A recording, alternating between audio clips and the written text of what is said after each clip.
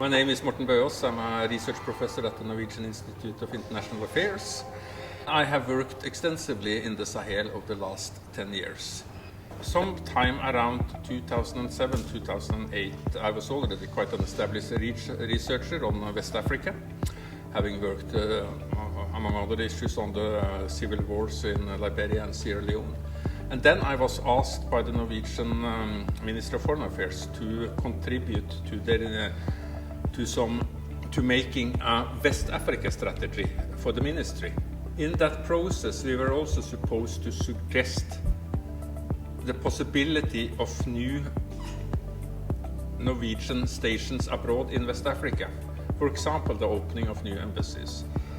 And we were touring the region, looking at me and a colleague, looking at different options. And then we started to look at Mali, because Norway had a relationship to Mali quite strong in the early 1990s, but then just lost interest in it.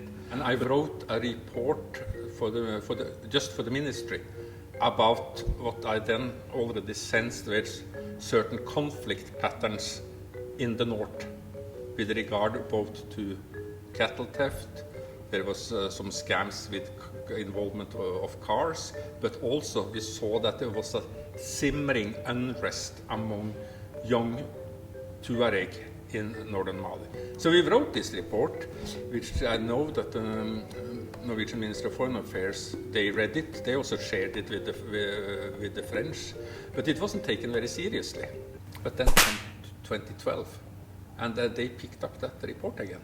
Mali was seen as, a donor darling, the place where both peace and reconciliation mechanisms worked, where neoliberal restructuring worked, darling of humanitarian donors, but also the World Bank and so on.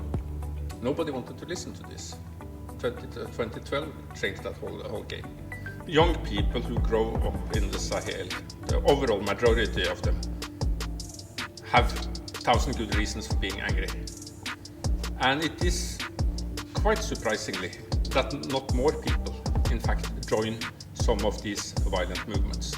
The majority stays away from this and they don't want to have anything to do with it.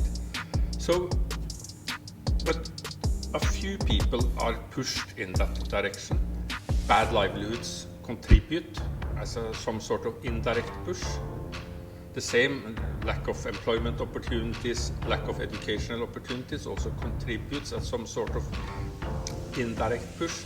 But the real trigger factors for the few that actually seems to join seems to circulate around very bad experiences with security forces, so that they are mistreated, mishandled, beaten up by security forces. Land rights issues that turns violent, that threatens the very existence both of them but also of their families, where sort of resorting to an armed movement is one way of protecting land, but also perhaps gaining more land.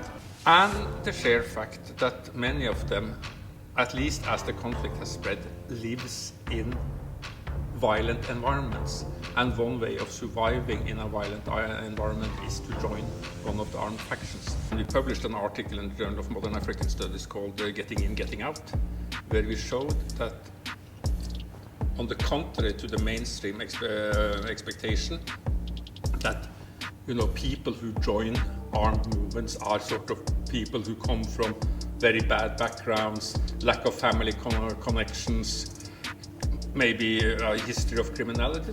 No, there's nothing like that. The majority of those that fought during this war, they fought due to the circumstances of the war itself. Joining was a way of surviving what very quickly became an immensely violent environment. So joining is not only about, as many think, that young fighters join an armed movement to gain a livelihood, to gain a wife, to gain adulthood, these kind of things. No, you join to survive and for your family to survive.